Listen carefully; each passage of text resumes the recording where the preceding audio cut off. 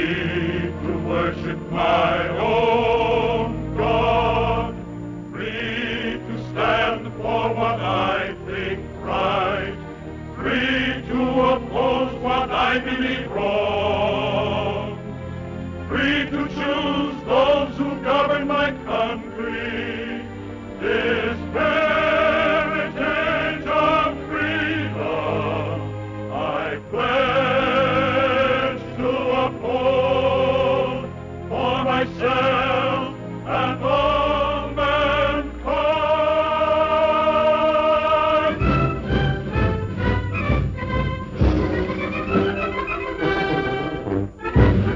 You could call this picture flag waving, sort of. But there are times to wave the flag, and this seems to be one of them. Because there's quite a lot of talk going on right now about what this flag stands for.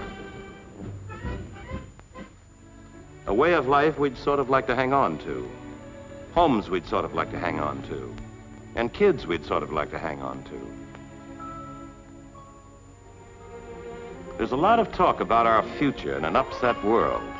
A world that's hurling new problems at us at a hectic rate. New worries on the half hour.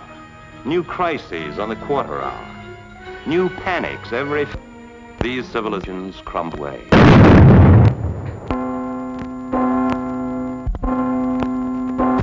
That's why the planners of our nation took great pains to make certain this would never happen to us.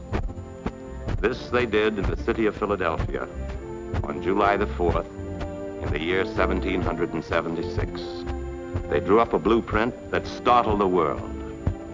We hold these truths to be self-evident, that all men are created equal, that they are endowed by their Creator with certain unalienable rights, that among these are life, liberty, and the pursuit of happiness.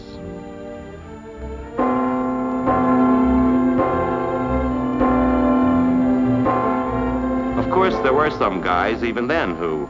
You mark my words now, we're sticking our necks out. We may even have to fight.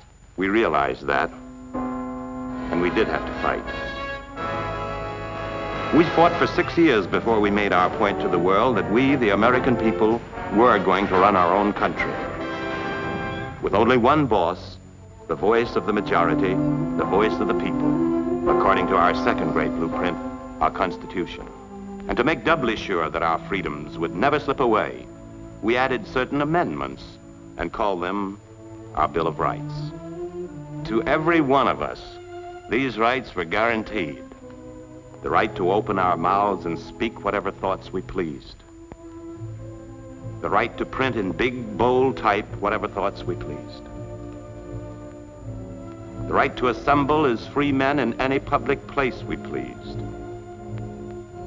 The right to say, this house is mine.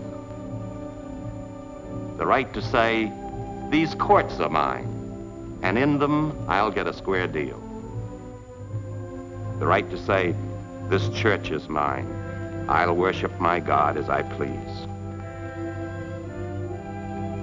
These were the blueprints we chose to build by. And this was the kind of country in which we started to build. Not very easy going. And of course, always this guy. Now you mark my words, we're in a lot of trouble. Everything is going wrong, the whole thing will never work. I know it'll never work.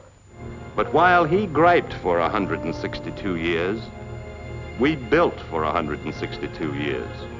For the first time in the history of the world, free men starting from scratch were building the kind of nation they wanted.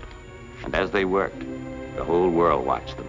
And more men from other countries that were not so free, came here, joined in, and added their strength to the common task. Not because they liked the climate, not because the job was a cinch, but because the job seemed to make common human sense. And they and their families wanted to be part of it. Part of the team that was turning things like this into things like this. Things like this into things like this. Things like this into things like this. We kept on building, changing the face of a continent. And whenever the rights of these free people have been threatened,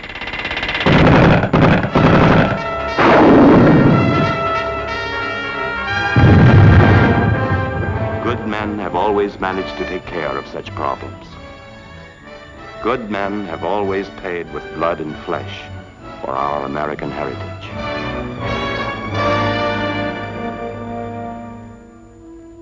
It's still ours today. All of the 3,022,387 square miles of it. Still ours to come and go in as we please. With 3,247,000 miles of road for us to travel in any direction, wherever we choose. With some sights to see that can't be seen in any other country. The sight of 142 million American men, women and children, better clothed, better fed, in better health, and facing the future with more security, more hope than any other 142 million people on Earth. With more than 48 million individuals with power to register their opinions as to how their nation should be run. With more than 2,244 platforms to get up on and sound off on. With 18,370 American publications. All sides of every question, pro and con, are still being printed in big, bold type. With 6,500 public libraries, all dedicated to the American idea that free brains inside of free heads can tackle and conquer any problem. 256 religious creeds, all standing side by side according to the blueprints. With 166,068 American schools. Schools that are managing to tell more truth, bring more enlightenment to more free kids than any other system of schools that has ever existed on the face of this earth. And none of the pupils doing the goose step. If we can't make the grade here, no people ever can.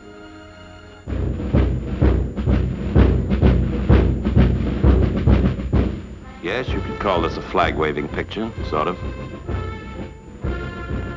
But we've got something to wave a flag about. We still have the way of life, and the homes, and the kids, and the blueprints the planners drew for us back there in the past. But working from those blueprints is still a full-time job for every one of us Americans today. Job of citizenship, the responsibility of participation, the obligation of active partnership in the living democracy. For without these things, the blueprints of our civilization vanish in the wind.